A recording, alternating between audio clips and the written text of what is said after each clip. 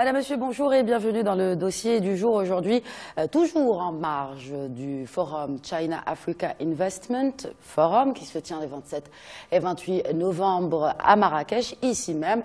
Aujourd'hui, j'ai le plaisir de recevoir Dr Jean Brou, ministre de l'Industrie et des Mines de la Côte d'Ivoire. Dr Jean-Claude Brou, bonjour et bienvenue. Bonjour. Alors tout d'abord, quel est l'intérêt de la Côte d'Ivoire de participer à un tel forum de l'investissement Chine-Afrique? Merci beaucoup. Je voudrais d'abord dire que nous sommes très heureux d'être là, puisque nous avons été invités par les autorités marocaines. Et ce n'est pas la première fois que nous participons à des organisations, à des manifestations donc, de ce genre. Et nous sommes donc venus pour participer et donc apporter un peu notre contribution. Vous savez, c'est le deuxième forum Chine-Afrique. Il s'agit de voir dans quelle mesure le partenariat entre, d'une manière générale, la Chine et tous les pays africains, et plus particulièrement, bien entendu, la Côte d'Ivoire, comment ce partenariat peut, sur la base de ce que nous avons observé au cours des dernières années, comment ce partenariat peut se renforcer et se dynamiser pour les prochaines années. Et donc, ça a été l'occasion pour nous, donc, de réitérer notre message. Le message qui est que ce partenariat est positif. La Chine, aujourd'hui, est le premier partenaire commercial du continent africain. Les investissements chinois en Afrique augmentent rapidement.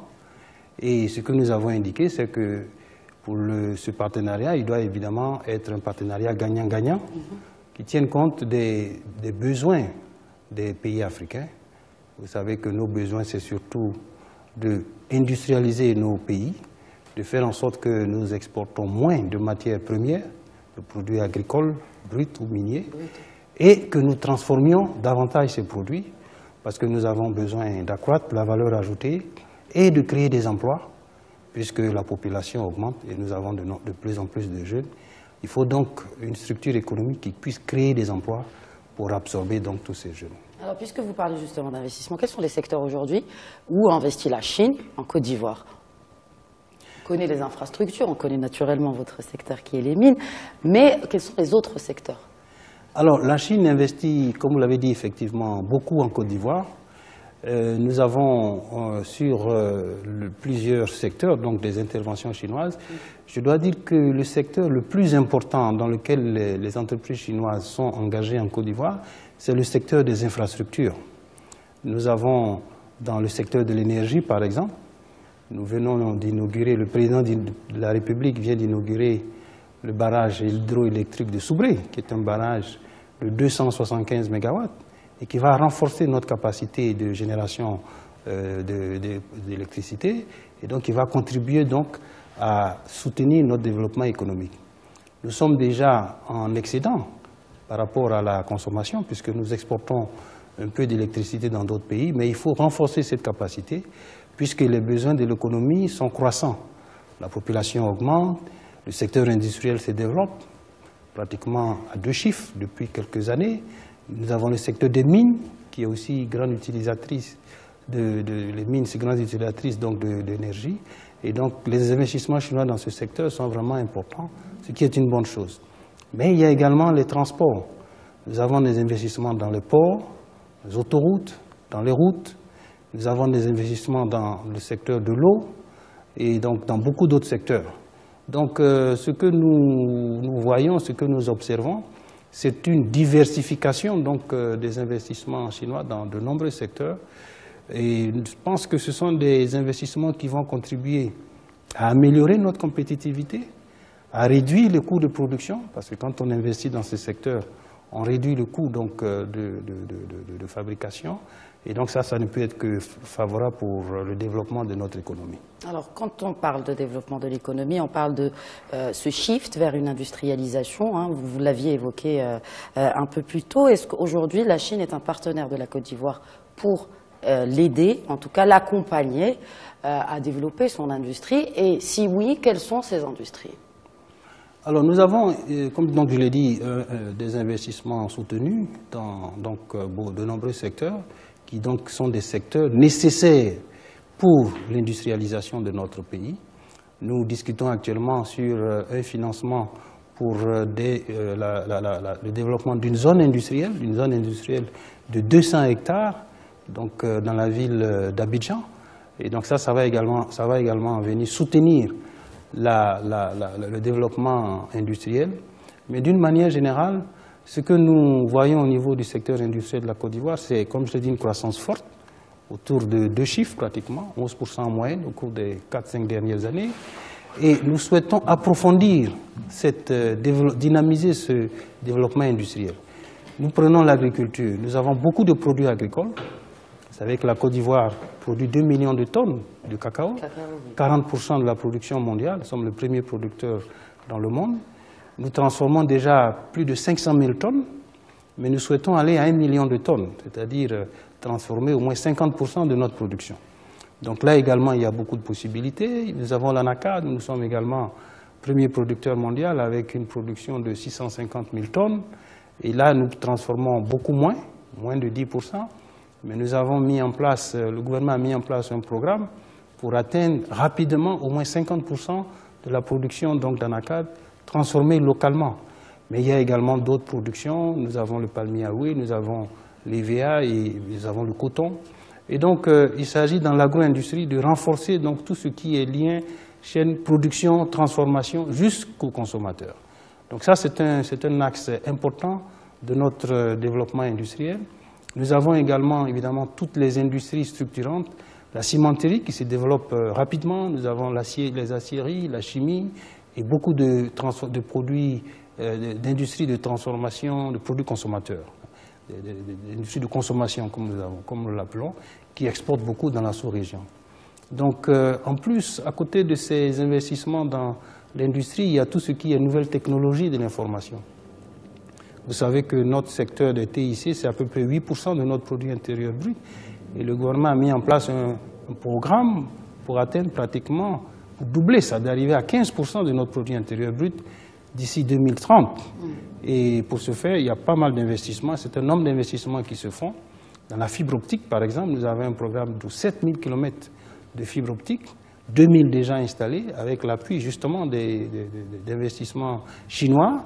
Nous avons des programmes pour soutenir le développement de la zone virtuelle de la biotechnologie et ainsi de suite. Donc, dans l'agriculture, il s'agit d'améliorer la productivité, les rendements pour accroître les revenus des planteurs. Et dans la formation, vous savez que l'industrie, les TIC ne peuvent se développer que s'il y a les compétences. Donc, améliorer la qualité, renforcer le lien formation-emploi. Donc, tout ça sont des axes forts du développement de notre pays. Quand on parle justement de développement, certains observateurs émettent quelques doutes de par l'intérêt de la Chine envers certains pays africains, notamment dont le sol est riche en matières premières, et surtout sur cette question de l'endettement. Monsieur le ministre, que leur répondriez-vous? Je pense que la Chine est un partenaire des pays africains. C'est un partenaire, bien sûr, politique, c'est un partenaire commercial, c'est un partenaire économique et c'est un partenaire financier. Mais comme dans toute relation, les relations doivent être gagnant-gagnant. La Chine, en tant que partenaire, veut accroître ses relations économiques et commerciales avec les pays africains, ce qui est tout à fait normal. Et les pays africains également souhaitent bénéficier donc de ces relations, de ces partenariats, pour pouvoir se développer. J'ai parlé des investissements dans les infrastructures, dans tout ce qui est lié particulièrement aux chaînes de valeur. Ce sont des investissements bien négociés qui peuvent apporter des effets positifs aux pays africains.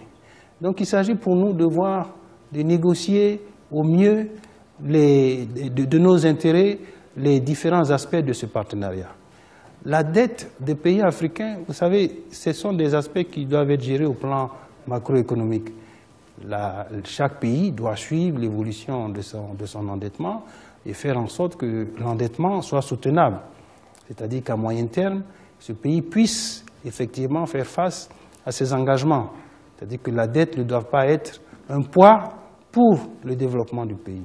Et donc, ces investissements qui sont faits, il faut le dire très souvent à des taux très concessionnels, doivent être suivis, gérés par chaque pays pour faire en sorte que l'endettement soit un levier positif pour la croissance économique et non un poids qui justement limite le développement du pays. Comme ce fut le cas pour certains pays d'Afrique. J'aimerais à présent conclure avec cette initiative One Belt, One Road, une ceinture, une route, cette nouvelle version de l'historique, cette historique route de la soie. Tout d'abord, comment, selon vous, cette initiative pourrait, en tout cas, apporter à la Côte d'Ivoire, et aussi, que pensez-vous de l'inclusion du Maroc à cette initiative? Alors, cette nouvelle route de la soie, qui est une initiative qui a été lancée par les plus hautes autorités chinoises, essentiellement vise à renforcer la connectivité, c'est-à-dire soutenir des investissements pour pouvoir développer les capacités donc, de connexion entre la Chine et les différents pays donc, qui sont sur cette ceinture donc, de la nouvelle route maritime de la soie. C'est un peu la forme imagée qui a été trouvée compte tenu de l'histoire, puisqu'il y avait l'ancienne route de la soie. Et donc, ce renforcement de la connexion à travers des investissements va accroître le commerce, puisque pour pouvoir commercer, il faut des connexions. Et ce commerce va évidemment soutenir également la croissance économique à travers également donc, tout ce qui va être lié aux investissements. Sur le fond, c'est une bonne chose, parce que si le commerce est renforcé, si la croissance est renforcée, si les investissements qui sont générés par cette connectivité accrue, si ces investissements créent de la valeur ajoutée, génèrent des emplois, ça va être bénéfique pour tous les pays, notamment les pays africains. Donc, il s'agit encore une fois de bien négocier donc, les aspects dans un contexte gagnant-gagnant. Ce que nous avons noté, c'est que certains pays d'Afrique de l'Est sont inclus dans cette nouvelle route maritime de la soie. Ce que nous souhaitons, c'est que les pays d'Afrique de l'Ouest puissent également être inclus dans cette nouvelle stratégie, puisque, comme nous l'avons indiqué, il s'agit de renforcer la connectivité, donc le commerce, la croissance, la valeur ajoutée et l'emploi. Le Maroc est inclus.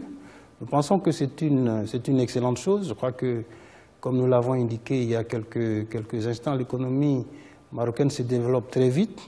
C'est une économie qui se modernise, elle se diversifie. Il y a de nouveaux secteurs, je crois que le ministre l'a indiqué, de pointe qui se développent dans le secteur industriel, avec l'automobile, l'aéronautique, avec de nouveaux axes donc de points de valeur.